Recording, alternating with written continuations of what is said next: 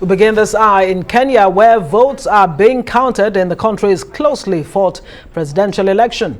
Turnout has been put at around 60%, which is significantly lower than the last election 5 years ago. The frontrunners are former Prime Minister Raila Odinga and Deputy President William Ruto, with more than 90% of results posted from thousands of individual districts.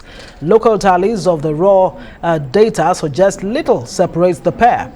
However, it could be several days before the official result is known. Yeah, we are waiting. We are really waiting. we are very expectant that our candidate will win. Personally, for the last 12 years, I've never voted.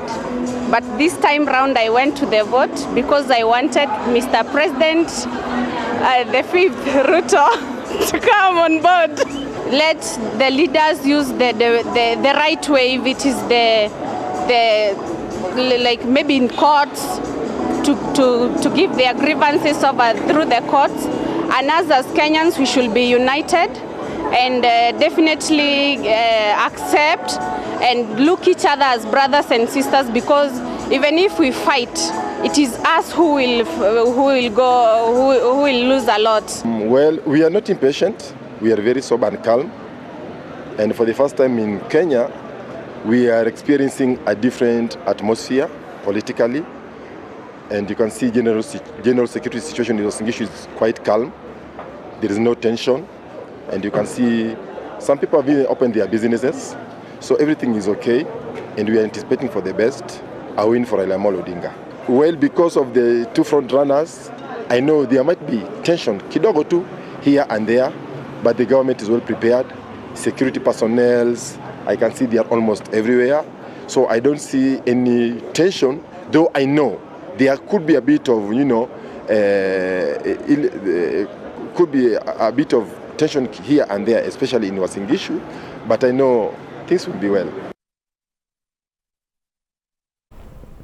Well, let's cross live now to Kenya and speak to senior journalist and news editor Francis Mutegi, as well as Peselelo Kantai, a journalist and East Africa editor of the Africa Report for the latest. Thank you, gentlemen, for joining us.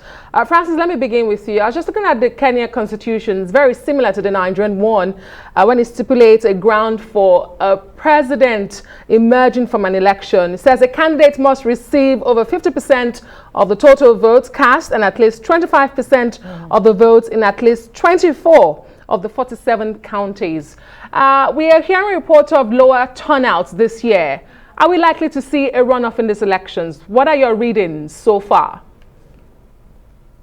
Well, the indicators are very much, let me say, a surprise, because everybody expected that Kenyans will not allow this particular election to go into a second round, or so to say, a runoff. And for that reason, you would have expected the numbers to be a little higher than they have done. Unfortunately, this is not the case. As things are, as you've indicated, it is pretty very close for anyone to call. And in that case, I am talking about around 50% for Raila Odinga, as per the tallies done by the local media in all three major stations at the moment, while William Ruto, the deputy president, is sitting some 0.5 or so points behind. That is about 48 point something % of the votes, while the other two candidates share the remaining spoils of about 30,000 votes. So as you've indicated there, it is about 60% turnout. That is to say that the Electoral Commission predicts that the total turnout will be around 14,000 out of the 22.12 million voters who were registered. So if you look at it from the point of 14 million having voted the day before yesterday, and for that reason, you're looking at a 22.12 as the total registered in millions, then that is to say 60% is a good estimate, but at the same time, it's low than expected. So predicting that there will be a runoff will be a little too early, because one of the polls that has been pretty faster than the rest among the media tallies that have been done indicates that so far they've accounted or tallied about 9.2 million votes in total for all the 4 candidates. That is to say, we've got about 6 million or so more votes to go. So it will be pretty unhealthy for anyone to conclude that you can get the 50 plus 1 vote or above to emerge winner. That is to say, the winner is expected to reach something close to 7 million votes, while the current lead by Raila Odinga gives him something close to 4.5 million votes, as per that tally from the Nation Media Group, who are the leading tally group at the moment among those publicly declaring what they are doing. But of course, the Electoral Commission will be having a bigger tally, which they are not declaring until they've gotten the final outcome from every location in terms of Forms 34B, which is what defines their announcement. Basically, that is the situation. So it will be unfair for anyone to conclude that this will be concluded in the first round, or to argue that the runoff is not possible. Right. Francis, let me stay with you. I mean, this election has happened amidst, rising cost of living, rising unemployment, and social economic issues. What are the chances that the incidents of 2007, don't repeat themselves with Raila Odinga, Ruto possibly going into a runoff? What are the chances that Kenyans have moved on in terms of deepening democracy and, keeping their eye on the ball and not putting themselves in harm's way?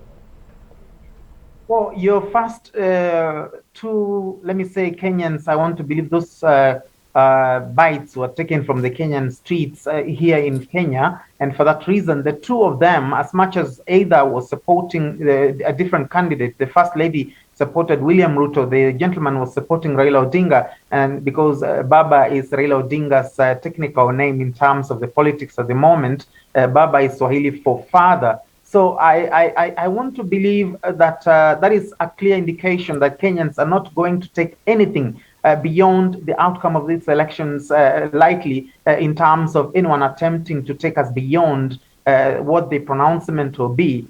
In other words, people are just ready for whoever wins, they'll go for it. They'll accept it and move on. Whoever loses should be ready to walk home, take care of their business, and they shall be allowed to leave and take another day if they have another opportunity to make that attempt.